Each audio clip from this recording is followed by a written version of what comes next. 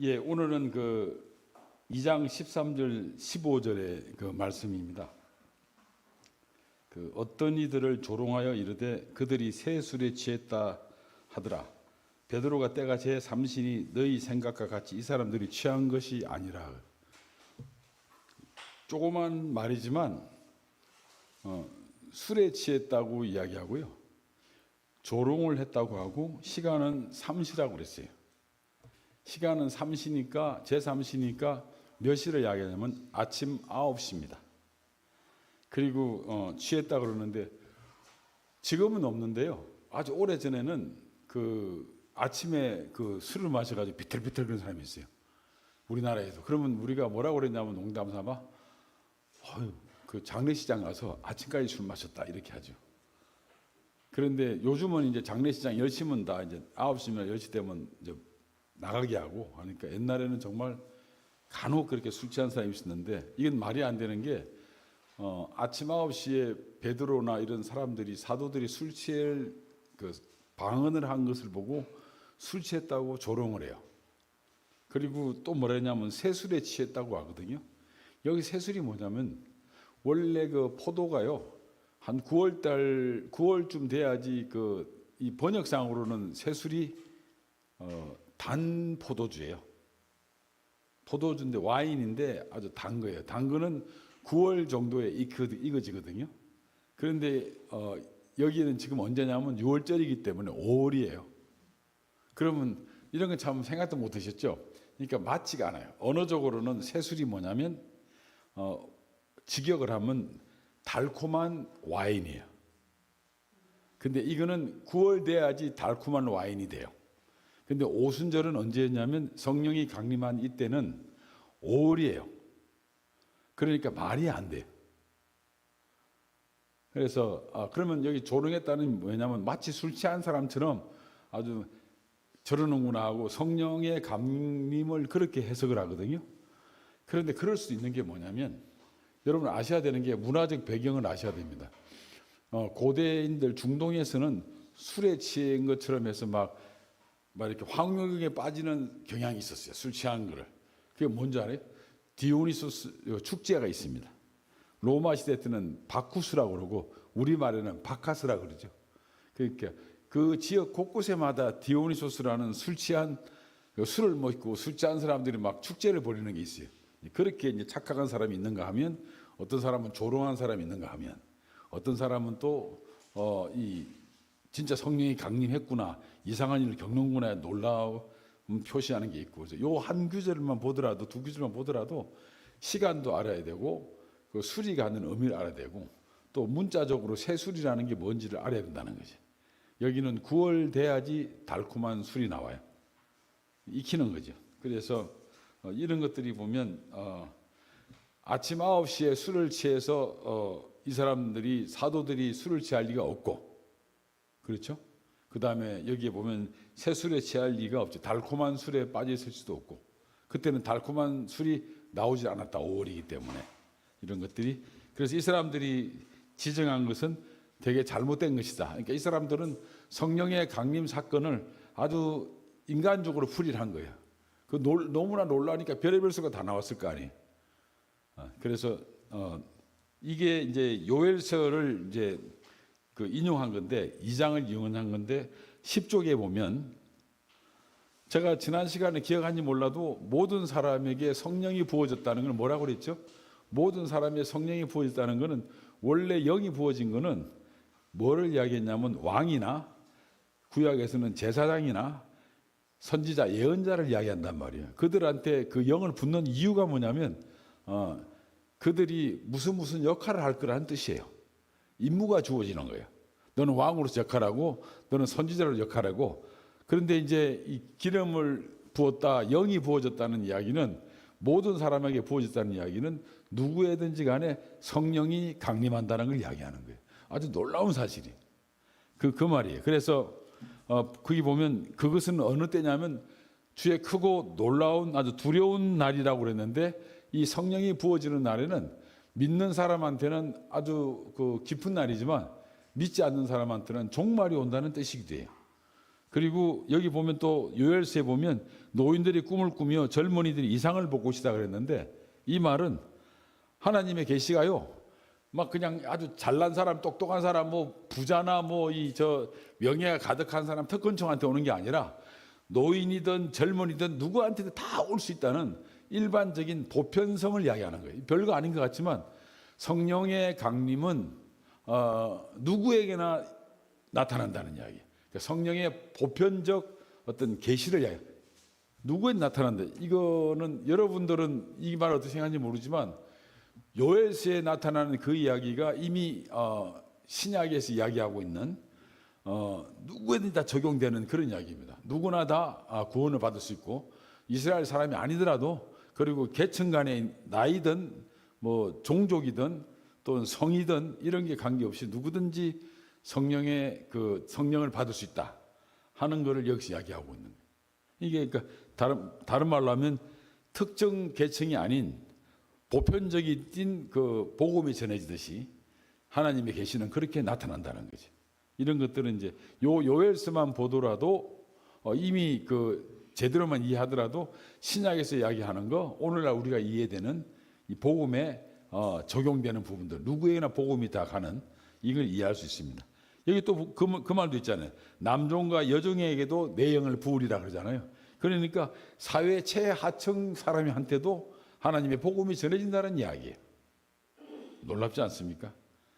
그 다음에 해가 어두워지고 달이 피같이 변하리라, 이런 말도 종말론적인 표현이에요.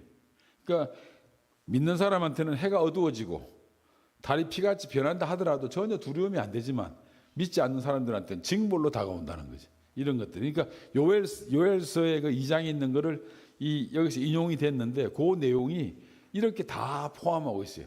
복음은 누구에게나 전해지고, 복음이 전해진다는 것은 성령이 임한다는 것 같은 말이기 때문에, 그 시점은 어떤 순간인지 각자한테는 다르지만 최하층민이든 노인이든 젊은이든 누구에게나 있죠. 다 부어진다는 걸 이야기합니다. 그래서 이거는 다른 말로 하면 구원의 보편성입니다. 그래서 민수기 11장 29절에 보면 모세가 무슨 말 하냐면요, 모든 여호와의 백성이 선지자 되기를 원하노라. 이게 참 놀라운 사실이에요. 그 모세가 모든 이스라엘 백성들이 선지자 되기를 원한다는 이야기는 전부 다 오늘날로 이해하면 모든 사람이 주님을 영접하기를 원하노라, 그래서 주님의 일을 하기를 원하노라, 주님의 사역자가 되기를 원하노라, 이 말이. 여기에 이미 만인 대제사장 이야기가 나오는 거예요. 이런 말에. 그렇기 때문에 여러분, 구약을 제대로만 보도요, 여러분, 우리는 신약의 눈으로 구약을 봐요. 그렇지만 한편으로는요, 신약을 구약의 눈으로 한번 봐보세요. 이도 재밌어요. 우리는 지금 신약 시대에 살고 있다 그러고 신약의 눈으로 구약을 보잖아요. 근데 거꾸로 구약의 눈으로 신약을 한번 봐보세요. 이것도 아주 재밌어요. 저는 구약을 히브리어하고 헬라어도 비교하지만 신약을 히브리어로도 봐요. 지금 현재 유대인들이 신약을 헬라어를 모르기 때문에 히브리어로 보는 사람이 있어요. 유대인 크리스찬들이, 그들이 히브리어로 신약을 봐요. 그래서 저도 히브리어를 갖고 와서 신약을 어떻게 하냐 비교해 보면 그것도 재밌어요. 양쪽을 거꾸로 이렇게 보는 것도 재밌거든요. 그래서 이런 것들이 보면, 그리고 하나 알아두셔야 됩니다. 이제 우리가 수준이 많이 높아졌기 때문에 말세는 뭐냐면요, 말세의 시작은 언제냐면 예수님의 초림입니다. 말세의 완성은 예수님의 재림입니다. 아시겠습니까? 그러니까 이거를 제대로만 이해하시면 이미 종말이, 말세가 왔고도 되고요, 아직 말세가 안 왔다는 말도 된단 말이죠. 말세가 왔다는 이야기는 예수님이 초림한 거 아니에요. 그러나 또 완성이 되려면 예수님이 재림해야 되잖아요. 그러니까 말세가 안 온 거예요, 아직. 이거는 아주 쉬운 거예요. 그러니까 이 예수님의 재림과 이 초림과 재림 사이에 이렇게 있으면, 우리는 여기 있잖아요. 어딘지 모르죠. 그러니까 우리는 요게 전체를 통틀어서 말세라고 한다면 말세를 경험했어요. 근데 아직 완전한 말세를 경험하지 않았다는 거죠. 그래서 이제 수준 높게 이야기하는 학자들 뭐냐면 이미 왔다, 아직 안 왔다 이렇게 표현을 해요. 아시겠어요? 그래서 말세는 뭐냐? 이제 오늘 꼭 기억하셔야 돼요. 말세는 뭐냐? 예수님의 초림, 예수님의 재림, 이걸 통틀어서 크게 말해서 말세라고 본다는 거죠. 그래서 우리는 지금 예수님의 초림은 경험했기 때문에 우리는 말세를 경험한 거예요. 근데 예수님의 재림이 돼야지 완성되기 때문에 아직 말세는 안 온 거예요. 경험 못한 거라고. 아시겠습니까? 이런 거는 사실 이런 것들이 어떻게 보면 말장난일 수도 있지만 이걸 제대로 이해하면 신학적 어떤 그 틀을 있지 알면 성경 보는 것도 아주 쉬워집니다. 아, 이렇게 생각할 수 있고 저렇게 생각할 수 있고 이런 거. 11쪽에 보면 이제 22절에 보면 이스라엘 사람들아 이 말을 들으라 너희도 아는 바와 같이 하나님께서 나사렛 예수로 큰 권능과 기사와 표적을 너희 가운데 베푸사 너희 앞에서 그를 정언하셨느니라. 여기서 보면 이스라엘 사람들아 하고 나오고요. 그 다음에 나사렛 예수라는 말이 나오는데 원래 이스라엘 사람이라는 건 여러분 잘 알다시피 이스라엘이라는 말이 어디서 나왔냐면 어디서 나왔어요? 야곱하고 하나님하고 이제 이렇게 씨름했잖아요. 그래서 그 말의 의미는 진짜 씨름했다 안 했다가 중요한 게 아니라 야곱과 하나님과 언약을 맺은 거예요. 그래서 이거는 이스라엘 이제 야곱과 하나님 언약이 맺었다는 이야기는 상징적으로 이스라엘과 하나님이 언약을 맺었다는 이야기예요. 그러니까 하나님이 있다는 말은 종교적인 용어란 말이에요. 그러니까 이스라엘이라는 말은 원래 종교적인 용어예요. 그리고 지금은 유대인이라고 그러면 유대교를 믿는 사람을 유대인이라고 그러고 이스라엘 사람이라는 것은 유대인이든 아니든 국적이 이스라엘에 있으면 국적적 개념이지만 베드로가 지금 이야기한 것은 이스라엘 사람들아 하는 말은 이때까지는 베드로가 다 유대 사람이라고 누가가 이렇게 표현했다고 유다 사람들을 이야기했는데 이제는 이스라엘 사람이라고 불러버리는 거예요. 왜 그러냐? 이게 이제 종교성을 이야기하는 거예요. 처음으로 베드로가 종교적으로 이제 아이덴티티가 정체성이 여호와의 신앙을 믿는 너희들아 이 말이에요. 이게 용어를 아주 중요하게 돼. 단어적인 의미가. 그 이스라엘 사람들이라 하는 말은 베드로가 여호와를 믿는 우리 백성, 우리 민족들아 이 말이에요. 그래요. 그런데 그 뒤에 또 나온 게 뭐냐면 나사렛 예수라는 말을 하잖아요. 이게 나사렛 예수가 누차 이야기했지만 나사렛 예수와 갈릴리 예수와 예루살렘 예수가 다 달라요. 그렇죠? 이 나사렛 예수는 뭐냐면 인간 예수를 이야기하는 거예요. 너네들이 인간 예수가 그 권능과 기사와 표적을 행한 거를 너희들이 다 아는데 우리가 그 증인이라고 하는 거예요. 그러니까 너네들은 신으로 인정하지 않았지만 맞다. 나사렛 예수는 인간이었지만 우리는 그분이 부활한 거를 죽음에서 부활하셨고 성천한 거를 우리가 증거하겠다고 이야기하는 거예요. 그래서 먼저 말씀을 드리면 여기에는 유대인이란 말은 민족적 정체성을 이야기해요. 초기에는 지금은 지금 유대교를 믿는 사람을 이야기했지만 성경에 나오는 유대인이란 말은요 민족적 정체성을 이야기하고 여기서 성경에 나오는 이스라엘은 종교적 정체성을 이야기하는 겁니다. 이 중요합니다. 지금은 거꾸로 됐어요. 지금은 유대인이라고 그러면 유대교를 믿는 사람을 이야기하고요. 지금은 이스라엘이라고 그러면 국가적 개념이에요. 유대인이 아니든 이스라엘의 국적을 가진 사람이면 다 유대인 이스라엘이라고 하는 거예요. 그래서 브루스가 뭐라고 이야기하냐면 FF 브루스가 유대인은 민족적 정체성을 의미하고 그 다음에 이스라엘 사람은 종교적 정체성을 이야기한다는 거예요. 그래서 성경에서 나오는 이스라엘은요 바로 여러분들이 야곱과 하나님과 씨름했던 그 모습을 떠올리면서 하나님이 등장한다는 말은 곧 이게 종교적을 이야기하는 거예요. 신앙적인 걸 이야기하는 거예요. 그러니까 종교적 정체성을 이야기하는 거예요. 이게 지금 자꾸 오늘 좀 너무 숙제를 많이 시키는 것 같은 주입을 그렇게만 알면 성경 읽으실 때 아주 편합니다.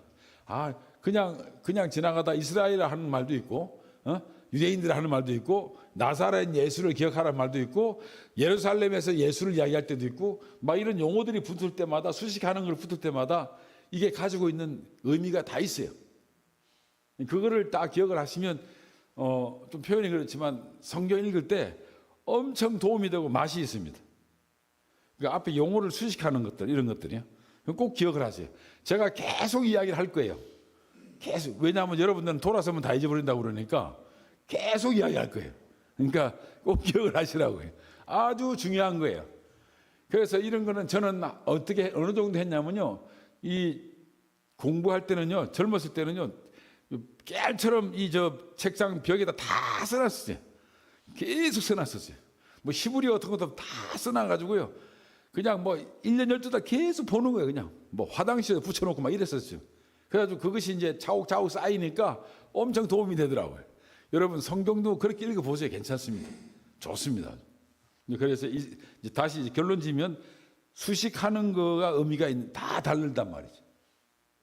그런 걸 보시면 됩니다. 그래서 이 성경에 나오는 유대인이라는 말은 민족적 정체성이에요. 오늘날하고 달라요.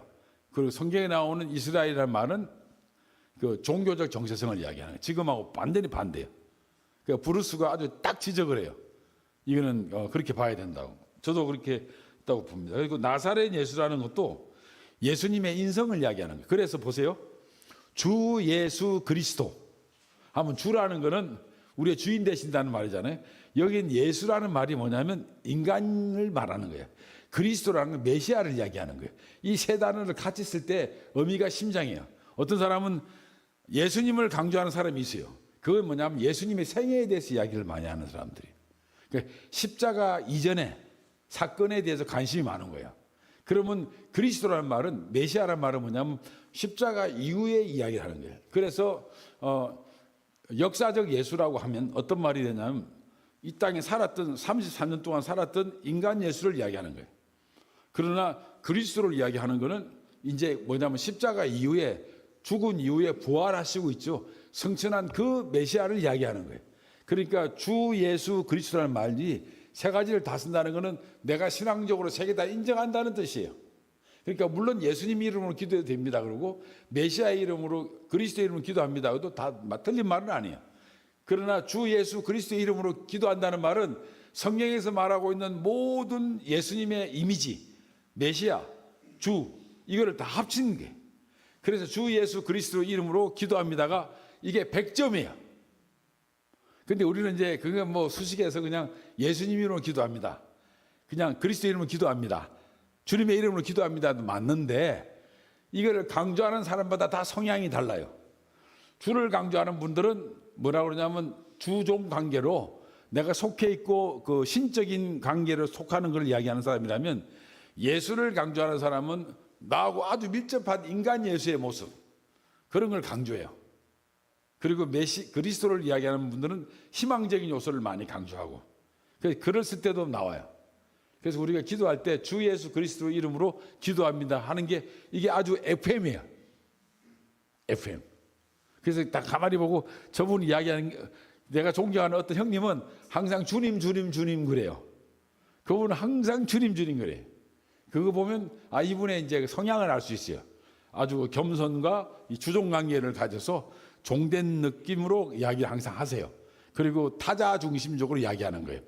그러니까 예수님, 그 주님 중심으로 이야기하려고 하는 그런 경향이 많고, 뭐든지 하면 주님의 뜻대로 되기를 원한다 그러고, 근데 예수를 강조하는 거는 처절하게 여기서 고난받고 힘들고 이런 모습을 내서 그 동지적 그걸 느끼는 분들이, 이런 게 다 차이가 있습니다. 다음에 기회가 되면 주 예수 그리스도에 대해서 한번 다 이야기하겠습니다. 그래서 예수는 인성을 강조하는 거고, 그리고 이제 그리스도는 메시아성을 강조하는 거죠.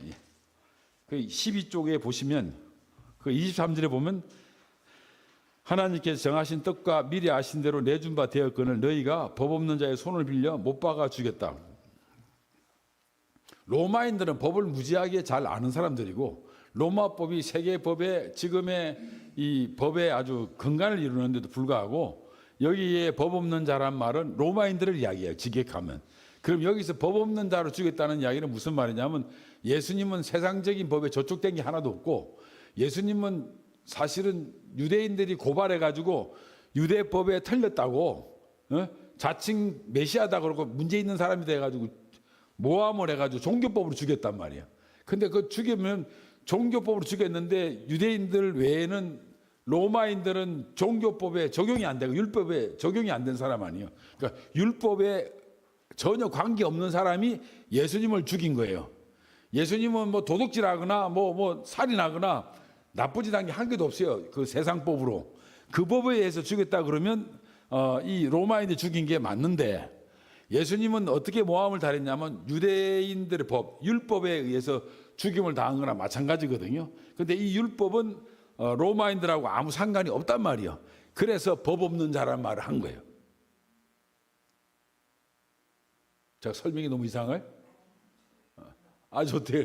고맙습니다. 그래서 나 이러면 막 용기가 백배해가지고, 그래서 다시 말씀드리면, 예수님이 치안이나 뭐 도둑질이나 사기를 쳐가지고 이렇게 나쁜 짓에서 죽임을 당했다 그러면 로마법에 죽음이 맞는 거예요. 로마인들이 죽였으니까.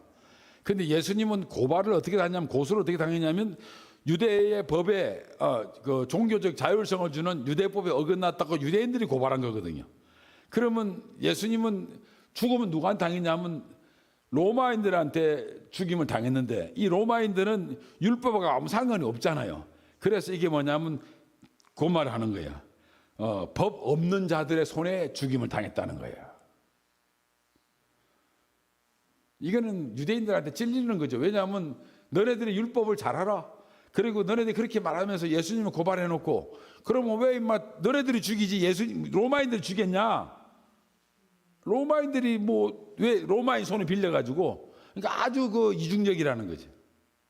그렇게 이제 말을 합니다.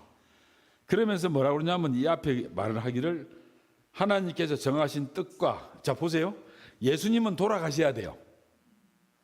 우리의 죄를 위해 돌아가셔야 돼요. 하나님의 아주 엄청난 이 계획 안에서 예수님은 죽임을 당하게 계획이 된 거예요. 그러나 죽인 건 누가 죽이냐면 사람이 죽였어요. 그러면 보세요. 하나님의 뜻은 선하시고 신실하신 분이신데, 인간이 법 없는 자들이 죽였는데 그 유대인들을 결탁해가지고 이건 나쁜 사람들이에요. 그럼 하나님 뜻과 나쁜 사람의 뜻이 합쳐진 거예요. 그렇죠? 예수님이 가운데 돌아가셨잖아요. 요 사이에 긴장을 이야기하는 거예요. 긴장 관계는. 하나님이 그래 너네 죽였지. 그래 너네들은 죽여가지고 너네 잘못한 거야 너네들이. 그러나 하나님은 동시에 죽기에 계획을 한 거다. 그렇게 이야기함으로써 얼마나 충격적이에요. 여러분, 예수님이 돌아가시는 것은 분명히 이 세상에 정의를 실현하기 위해서 분명히 돌아가셔야 돼요. 인류를 위해서. 그렇죠? 그러면 예수님을 돌아가시게 하는데 1등 공신은 누구였냐면 가룟 유다예요. 그러면 가룟 유다는 상 받아야죠.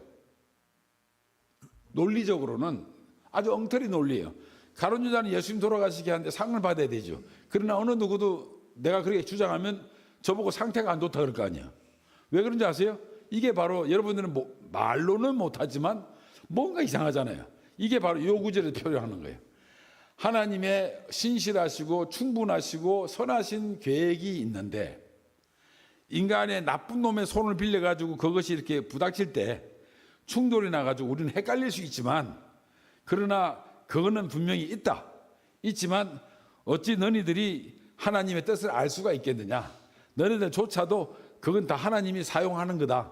이런 말을 여기서 하는 거예요. 그래서 여기에 보면 하나님께서 정하신 뜻과 미리 아신 대로 내어 주었거든 너희가 예수님을 죽였다는 거예요. 그래서 하나님 주권과 인간의 책임 사이에 항상 긴장이 있는데, 하나님의 주권은 선하시고 신실함인데 인간의 책임은 죄악의 행동이라는 거죠. 아시겠습니까? 그래서 이런 것들은 우리가 풀지 못하지만 아주 오묘하고 깊은 하나님의 뜻이 있고, 그래가지고 어떤 사람은 그러면 가룟 유다가 그 복 받아야 되지 않느냐, 상 받아야 되지 않느냐 하는 일부 아주 또라이들이 있어요. 근데 걔네들은 이 규절을 잘 몰라서 그래요. 알겠습니까? 그러니까 이거를 알게 되면 예수님이 돌아가신 건 너네들에 의해서 우연히 죽은 게 아니다. 하나님의 계획에 의해서 그렇다. 그러니까 너네들은 하나님의 소모품에 불과한 거다. 그럼에도 불구하고 너네들은 나쁜 놈이다 하는 거를 이제 이야기하는 거예요. 베드로는 그걸 문제를 삼는 거지. 그래서 여기 밑에 보면 12쪽에 보면 법 없는 자들이 죽였다고 이야기하는 거예요. 여기에서는 많은 사람들이 이야기하기를 법을 무시하는 사람이라고 많이 이야기하는데, 유대인들은 로마 제국을 향해서 악한 자의 왕국이라고 불렀습니다. 일반적으로. 그래서 마가복음 14장 41절에 보면 죄인들의 손에 팔렸다는 말이 있잖아요. 이게 바로 로마인들을 이야기하는 거예요. 죄인들의 손에 팔렸다. 이게 무슨 말입니까? 로마인들은 유대인 법에 속하지 않은 사람들이거든요. 그래서 여러분 봐요. 죄인의 손에 예수님, 물론 이제 전부 다 믿지 않으면 다 죄인들이죠. 그렇지만 일부분은 뭐냐면 이 율법 밖에 있는 사람들을 이야기하는 거예요. 이런 용어들이. 그러니까 이런 건 참 어려워요. 이게 알기가 쉽지 않거든요. 그래서 오늘 아주 중요한 걸 하신 것 같아요.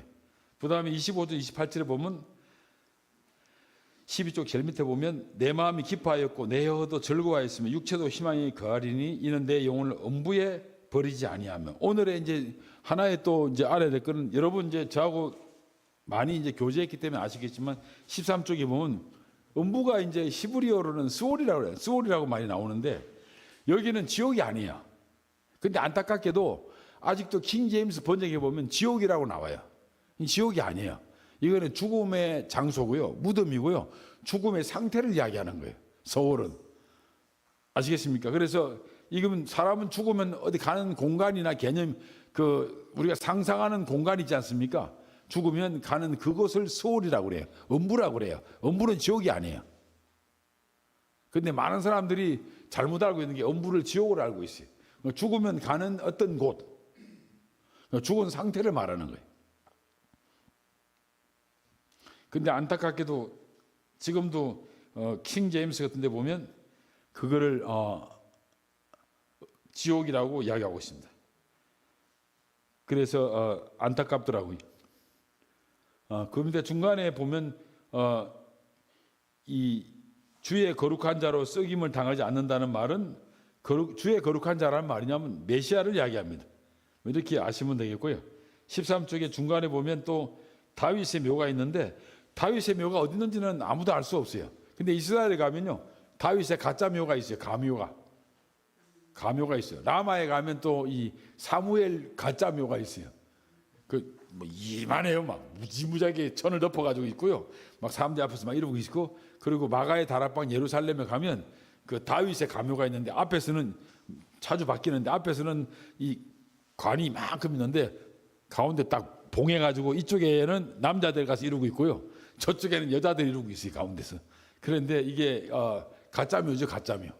그런데 마치 진짜 뭐 이 사람도 가짜인 줄 알아요. 가짜인 줄 아는데 그렇게 함으로써 이제 형식을 빌림으로써 다윗이 실제 인물이었고 위대한 왕이었고 아이 또 다윗과 같은 왕이 나타나리라는 메시아 사상을 가지고 있는 거예요. 여기에 보면 다윗의 묘실이 나옵니다. 그래서 마가의 다락방이라고 전설에 하면 그 이스라엘의 마가의 다락방이 있는데 그 밑에 그 다윗의 이제 가묘가 있다고 이야기하고 있습니다. 그래서 뭐 별로 중요한 건 아니고요. 그 14쪽에 중간에 보면 이제 중간에 성령구절 사무엘하 7장 12절 13절에 보면 내 다윗에게 하는 말이요. 내 소환이 차서 네 조상들과 함께 누울 때, 여기 누웠다는 이야기는 뭐냐면 이거에서 사람이 죽잖아요. 죽으면 이렇게 이 굴을 파가지고요. 이렇게 시신을 이렇게 집어넣어요. 집어넣으면 그래 습도가 높지 않기 때문에 그 시신이 있죠. 썩은 냄새가 나지 않지만 다 썩어가지고 이제 뼈밖에 안 남잖아요. 그러면 뼈를 이렇게 싹 모아가지고 이제 한 곳에 그 가묘가 자기 그 가족묘 있어요. 가족들 뼈를 쫙 모아놓는 데가 있어요. 거기다 이렇게 모아놔 유대인들 옛날에 전통 방식이요. 그래서 여기 보면 네가 이제 살 만큼 다 살았으니 조상들과 함께 누울 때 하는 말은 네가 죽어가지고 이제 조상이 여기 있으면 옆에 파가지고 또 옆에 동굴에 또 열고 이렇게 다 하는 거예요. 그래가지고 다 썩고 살이 다 안 날라고 뼈만 남으면 이제 뼈를 걷어가지고 다시 한쪽에 모아놔 이렇게. 그렇게 하는데 여기에 보면 네 몸에서 네 씨를 네 뒤에 세워 그의 나라를 경고하겠다. 그는 내 이름을 위하여 집을 건축할 것이고 나는 그의 나라 왕위를 영원히 경고하게 하겠다는 말이 있는데 이 말을 이제 인용해서 나오는데 여기서 한 사람은 누구냐면 메시아를 이야기하는 거죠. 그리고 메시아는 알다시피 예수 그리스도를 이야기하고 그의 부활과 언약으로 성취된다 그러는데 그 위라는 말이 뭐냐면 물리적인 그 왕위가 아니고요. 영원한 왕권을 이야기합니다. 영적인 왕권을. 그러니까 그렇게 이제 근데 유대인들은 있죠. 이거를 물리적인 왕권으로 생각하고 있어요. 지금도. 자기네들 메시아가 이스라엘이 최고의 이 강국이 될 거다. 훌륭한 나라, 영원한 왕국이 될 거라고 생각하는 물리적 이 왕권을 이야기하고 있습니다. 그 오늘의 이제 하나의 공부될 만한 거고 아셔야 되는 게 뭐냐면 많은 분들이 아셔야 되는 게 뭐냐면 물 세례와 성령 세례를 아셔야 되는데 그렇습니다. 그래서 뭐 성령 세례는 다 아다시피 내적인 의미고 물 세례는 외적인 의미인데요. 오늘 이게 중요한 게 아니라 15쪽에 이제 보겠습니다. 자, 이게 들어가기 전에 이제 한 말씀 드리면 여러분 지금 대동강에서 김정은이가 딱 있는 데서 앞에서 있죠. 대동강에서 세례를 받아가지고 성령책 옆에 끼고 있고 다들 이것은 나의 간증이요 하고 노래 부르면 그 시간부로 어떻게 되겠습니까? 다 죽죠. 그래서 그때는 세례 받는 사람의 신앙이 확실히 구원받은 사람들이 그렇지 않겠습니까? 그때는 세례 자체가 구원이라 해도 과언이 아니에요. 초대교회 때 기독교가 국교로 정하기 전에 그냥 세례받아가 일어나면 이것은 나의 간증이요 하고 하면 유대인들이나 로마인들이 다 잡아 죽일 거 아니에요. 그래야 안 그래요? 그렇죠. 그래서 그때는 세례가 거의 구원받은 사람들 한 거나 마찬가지일 거라는 거죠. 그게 초대교회에서는 그래서 세례는 구원으로 도식화될 시킬 수 있었다는 거죠. 중세에 이르러서는 이제 기독교가 공식화됐잖아요. 그러니까 그렇게 안 하고 이제 이 입교 의식이 되는 거예요. 오늘날 우리처럼 어떤 단체, 공동체에 가입하는 있잖아요. 세례 우리가 이거 할 때 주의 만찬할 때 주님의 이름으로 거듭나고 세례를 받은 사람에 한해서 교제하기 원합니다 하고 우리가 광고를 하잖아요. 이 말이 바로 그 말이에요. 그런 전통의 입교 의식으로. 그리고 또 믿고 또 도망간 놈도 많잖아, 그죠? 세례 받았다 하면 도망간 사람도 있고 이상한 사람도 있잖아, 그죠? 그러니까 우리가 이 사람 우리 형제 자매다 하고 생각하고 받아들여서 같이 이제 자유롭게 교제하는데 그래서 이제 이것은 뭐냐면 루터나 칼빈도 뭐라고 그러냐면 세례를 이제 구속적 기능, 구원이라기보다는 믿음을 표현하는 거로 보자고 이제 하는 거예요. 믿음. 저 사람은 주님을 믿었다 그러고 이제 우리한테 들어오는 사람의 의식으로 보는 거예요. 아시겠습니까? 이게 이제 그러니까 초대교회와 지금의 세례가는 완전히 달라요. 이게 아주 중요한 이야기입니다. 초대는 그래서 성경을 잘못 보면 헷갈려요. 세례를 받고 구원을 받으라는 말들 이런 말들이 다 이유가 있는 거예요. 그때는 세례를 받으면 금방 이 목숨을 내놓고 세례를 받는 거예요. 지금 대동강의 세례 받는 거와 똑같이. 그러니까 그때 성령 규절이 그때는 세례를 받는 게 곧 구원과 직결될 정도로 믿음을 보여주는 거라고. 그러니까 지금은 그게 아니죠. 그냥 입교 의식으로 우리 공동체에 가입하는 이게 오늘의 아주 중요합니다.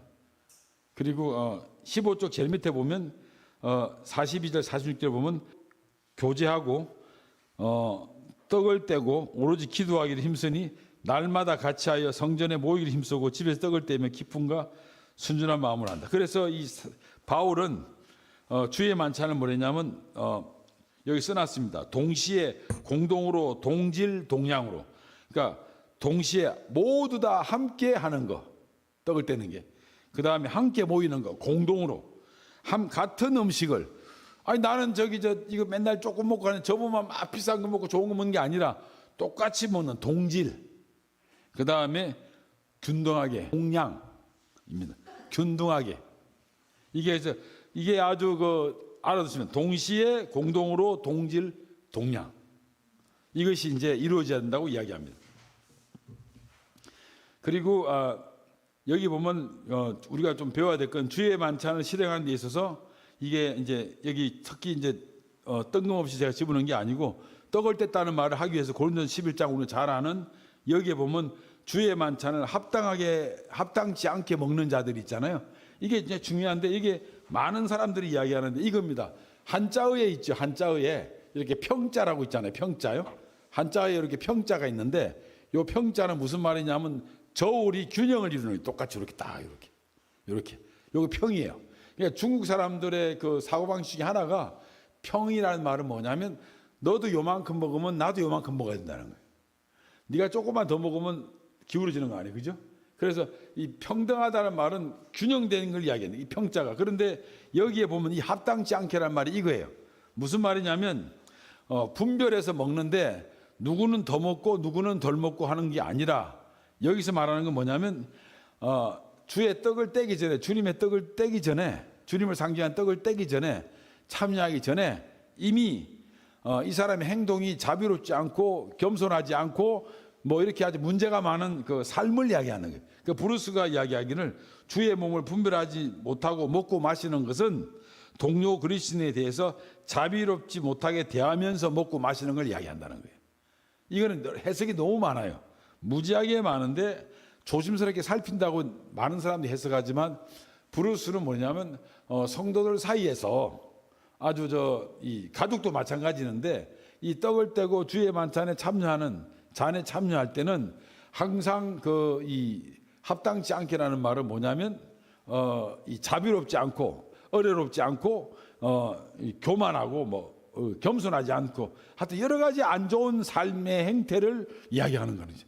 그렇게 해가지고는 떡을 떼면 잔을 마시면 이거는 합당하지 않게라는 것을 브루스가 지적을 하는 거예요. 이거는 너무 해석이 많아서 그렇습니다. 그래서 이제 오늘 그 결론적으로 말하자면 17쪽에 보면 너무 제가 이거 하면서 많이 이제 그 요약이 잘 돼서 그런데요. 최초의 기독교는 뭐냐면 가르침을 받고 교제하며 떡을 떼며 기도하기 힘쓰며 서로 물건을 통용하고 재산과 소유를 팔아 사람의 필요에 따라 나누지며 모이기를 힘쓰며 순전한 마음으로 음식을 먹고 하나님 찬미하며 백성의 칭송을 받고 구원받는 사람이 되었다. 그러니까 이게 첫 번째 최초의 기독교에 나오는 게 뭔지 아십니까? 제일 첫 번째 기독교에서 나오는 기독교가 세워지는데 여기에 가르침을 받는 게 제일 먼저 나와요. 이게 거꾸로 이야기하면요, 뭘 제대로 알아야 제대로 할 거 아니에요. 너무 중요하지. 그러니까 제대로 안다는 게 너무 중요해요. 그래서 이게 가르침을 받는 게 첫 번째고, 두 번째는 교제를 하는 거예요. 저는 그래서 우리 교회를 되게 긍정적이고 비전 있게 보는 게 주일날만 썬데이 크리스찬이야. 주일날만 딱 하는 게 아니라 어떻게 하든지 서로 막 이렇게 전화도 하고 만나기도 하고 평일에 있잖아요. 여길로 되는 거는 이거는 되게 중요한 거죠. 성공한 교회에 제가 학교에 있을 때 성공한 교회를 조사했는데 외국에서 조사해 볼 때 보니까 주일날 외에 따로 만나는 걸 자주 하는 교회 성도들이 주일날 교회 따로 자주 만나는 교회가 성공하는 교회 중에 하나예요. 그래서 이제 요즘에 막 이게 하도 발달돼가지고 휴대폰이 발달돼가지고 전화로 다 끝냈지만 옛날에는 전부 다 이렇게 한 번만 주일날 보는 게 아니라 계속 주일날 같이 식사도 하고 차를 마시는 뭐 이런 교제가 되고 그 다음에 떡을 떼고 세 번째 그 다음에 기도하기를 힘쓰고 세 번째 서로 물건을 통용하고 그리고 이게 재산과 소유를 팔아서 필요에 따라 서로 공통으로 쓰고 이게 이제 그때는 좋았는데 지금은 나쁜 놈이 많아. 이거 가지고 이단이 많이 생겼죠. 이 성격을 들이대 가지고 재산 내놔라고. 그죠? 재산 내놔라고 하는 이게 또 이상하게 됐어요. 이게 아주 나빠요. 근데 우리 마음에 드는 게 있으면 안 돼요. 모이기 힘쓴다고 하는데 우리 마음에도 무슨 행사한다 뭐 한다 그래 가지고 있잖아요. 예? 뭐 이름을 빌려 가지고 막 이렇게 뭐 하는 거 이 조심해야 돼요. 이 재산을 받는 거. 나무 재산은 우리 교회는 여기는 안 그렇지만 일부 나쁜 이단들 보면 있죠. 어떤 뭐 이런 주창을 해가지고 성도들의 집이라든지 재산이 있죠. 이거 쭉쭉 뽑아야 되는 사람도 있어요. 그리고 초대교회는 그랬고 우리가 초대교회의 핵심이지 않냐 이러는 거예요. 그리고 보면 이 사역자들이 가장 조심해야 될 게 뭐냐면 자기는 돈도 한 푼도 안 내는 게 남의 돈 가지고 자꾸 이렇게 하려는 거 이거 되게 위험한 거. 이게 재산을 소유를 팔아 필요에 따라 나눈다는 거예요. 또 하나는 이제 아까 말씀드린 모이기를 힘쓰고 순전한 마음, 음식을 먹고 하나님을 찬미하고 백성의 칭송을 받고 이렇게 하다 보니까 당연히 구원받는 새 넣는다는 거죠. 이 사람들의 삶이 그게 생활이에요, 생활. 교회에서 성도들의 생활하는 게 초대교회는요 아주 자기네끼리 그냥 지냈던 것 같아 보니까. 지냈던 게. 그러니까 옆에서 보면 제가 일본에 가서 한번 일주일간 6일 동안 장로교 목사들 일본 제1 목사회가 있는데 거기에 이제 강사로 가서 일주일 동안 5일 동안 했거든요. 그 중간에 이제 그 감자탕을 먹으러 갔어요.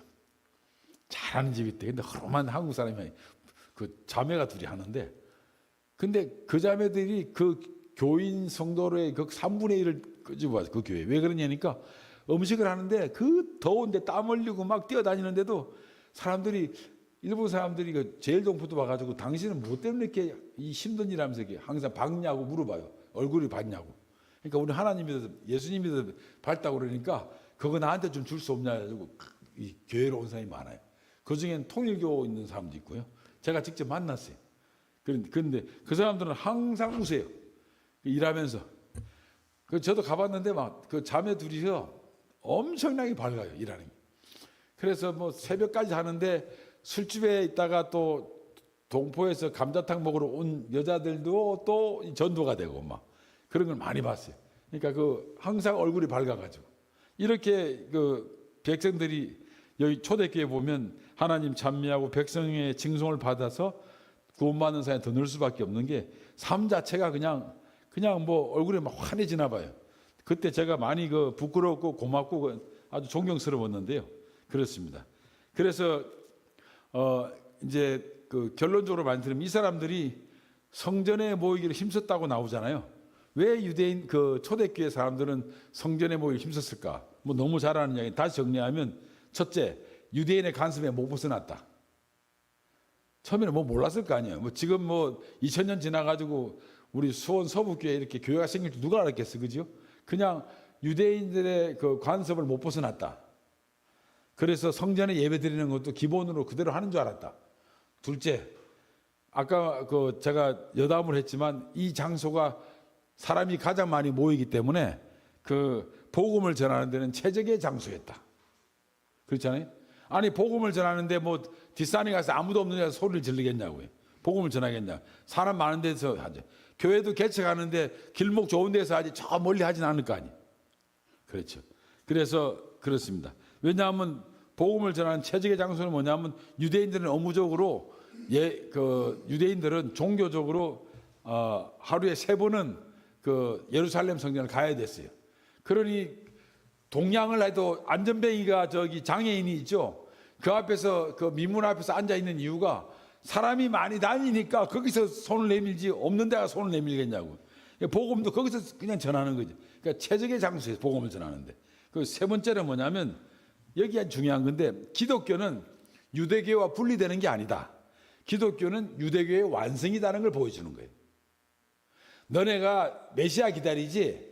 너네가 예수님 죽였지. 나사렛 예수 인간인데 메시아라니까 웃기지 말라고 죽였지. 법 없는 자에 팔아가지고 죽였지. 아니다. 그분이 바로 너네나 우리가 기다리던 메시아다. 그래서 유대교와 예수 그리스도는 분리되는 게 아니고 유대교의 완성이 예수님이다. 주 예수 그리스도가 완성이다. 그리스도다. 이거를 설명하는 거예요. 그 설명하는 이유의 핵심이 뭐냐면 너네가 죽였다. 그러나 그 죽음이 우리들의 죄를 위해 돌아가셨다. 그러나 성천하셨다. 부활하셨다. 우리가 봤다. 이거를 다 이야기하는. 그게 사도행전 끝까지 하는 이야기예요. 복음을 전하는데. 그리고 이제 뭐 이렇게 이제 보시면 되겠습니다. 18쪽에 보면 그 성령 강림하고 교회가 이제 탄생을 했다는 거예요. 그 다음에 베드로의 설교가 있었고 회개를 촉구하는 설교가 있었고 그 다음에 세 번째로는 초대교회 공동체 생활이 어땠다는 것을 너무 잘 보여준다는 거예요. 이 장수. 그래서 결론적으로 19쪽에 보면 사도행전 2장은 어떤 거로 나타나냐면 첫째, 성령이 충만하면 은사가 나타난다. 여기는 이제 방언의 은사가 나타났죠. 성령의 충만과 성령 세례는 다르다고 그랬죠. 성령 세례는 단회적으로 예수님을 영접하는 것을 성령 세례라고 한다면 성령 충만은 수시로 일어날 수 있는 것들, 그 신앙이 좋은 상태에서. 그런데 여기에 사도행전 2장에서 성령 충만은 결국 그 결과가 은사로 나타나는데 여기서는 방언의 은사가 나타났다. 두 번째, 성령이 충만하면 딴 사람이 된다. 저 술 취했다 뭐 했다 막 욕 들어 먹잖아요. 뭐 이상하다 하는데 딴 사람이 되는 거죠. 그러니까 우리가 주님을 영접하고 난 뒤에 성령에 충만해지면 딴 사람이 되잖아요. 간증하기 쉽잖아요. 이 딴 사람이 안 되면 문제가 많은 거지. 그래서 남들이 보기에는 저 사람 변했다고 하는 거지. 그 다음에 세 번째, 성령이 충만하면 주님의 말씀이 떠오르는 거예요. 베드로도 물론 유식하든지 무식한다 이건 중요하진 않지만 어떻게 베드로가 적재적소에 성령의 감동으로 요엘서 2장을 인용하냐고 그냥 완전히 사도행전 2장에서 성령 강림하는 거를 요엘서 2장의 성령 강림과 그대로 맞춰가 인용해 버리잖아요. 그러니까 성령이 충만하니까 하나님 말씀이 그대로 나타나는 거지. 그래서 성령 충만한 사람하고 대화하면 입에서 뭐부터 나오냐면 성령 이야기만 나와. 성부가 나와. 그렇죠? 그래서 성령이 충만하면 하나님 말씀이 떠오른다. 그 다음에 성령이 충만하면 주변 사람한테 뭐가 나타나냐면 회개가 나타난 거예요. 이거 그러니까 막 성령 충만해가지고 하나님 말씀이 베드로에서 나오니까 사람들이 야 우리 어찌하면 좋을꼬? 그럼 우리가 어떻게 하면 되겠냐고 이제 회개가 나오기 시작한다는 거지. 그 다음에 성령이 충만하면 모임이 시작되는 거예요. 교회가 시작되는 거예요. 그러니까 안타깝게도 우리가 교회를 시작하는 게 각가지 다 사연이 있지만 그 모든 행위가 결과적으로는 하나님 인도하심으로 보고 또 그 결과가 또 그 진행 과정이 하나님 인도하심이고 다들 각각의 이것이 옳은 것이 아니겠냐 하고 바른 길로 가고자 하는 그 마음을 우리가 굳이 표현하자면 하나님 인도하심이고 우리가 부족하지만 성령님의 인도를 받았다고 생각하고 진행된 거라는 거죠. 결과적으로 교회가 시작이 됐다. 그 다음에 성령이 충만하니까 어떤 일이 됐냐면 주변 사람으로부터 칭송을 받는다. 뭐라고 나오냐면 47절에 보면 구원받는 사람이 날마다 더했다 하고 있으니까 그 사람들이 나쁜 사람이라고 해서 오지 않을 건데 훌륭한 사람이고 좋은 사람이니까 다 모여들 거 아니에요. 그래서 주변으로부터 칭찬을 받는 거예요. 그래서 결론적으로 사도행전 2장에 나타난 성령 강림과 유사한 주제들은 성경에서 많이 찾아볼 수 있는데 말씀드린 대로 요엘서 2장에 나타난 이 이야기가 베드로의 오순절 설교와 거의 유사하다.